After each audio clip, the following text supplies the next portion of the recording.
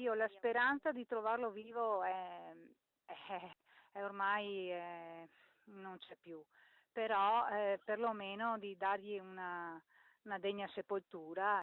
Era il 22 giugno 2018, al telefono Monica Ghirardo si diceva ormai rassegnata all'idea di non poter più riabbracciare il padre, Giocondo, ottantenne di Vittorio Veneto, scomparso 15 giorni prima nella zona di Ospitale di Cadore, ma allo stesso tempo la donna esprimeva la volontà di ritrovarlo per avere una tomba su cui piangere. E in questi 9 mesi Monica non si è mai arresa, insieme al marito ha ripercorso ogni giorno quei sentieri e questa mattina proprio la coppia ha trovato in mezzo ad un bosco, fuori il sentiero in località Pescoltre, una valle laterale della Val Tovanella verso Ospitale di Cadore, il corpo che sembra appartenere al padre.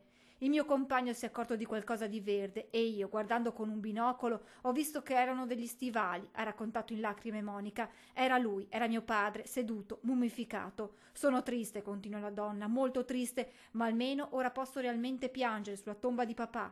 Papà ha voluto farsi ritrovare da me, era con lo sguardo rivolto verso le montagne, come volesse chiedere aiuto.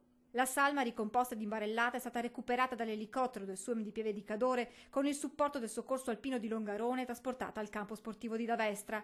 Il corpo si trovava a più di 2 ore di cammino da dove era stata ritrovata la macchina dell'anziano. Giocondo Ghirardo lo scorso 8 giugno si era recato ad Ospitale di Cadore per raccogliere lumache. La sua auto era stata recuperata ai piedi della salita che conduce a Rio Nero. Subito dopo la scomparsa, centinaia di persone, tra cui diversi volontari, avevano partecipato alle ricerche in un'area molto vasta, ma dell'anziano nessuna notizia. La figlia Monica in questi mesi, come si legge anche dalla sua pagina Facebook, aveva un unico obiettivo: ritrovare il padre, e non si è mai fermata, nemmeno durante l'inverno, con il freddo, la pioggia e la neve.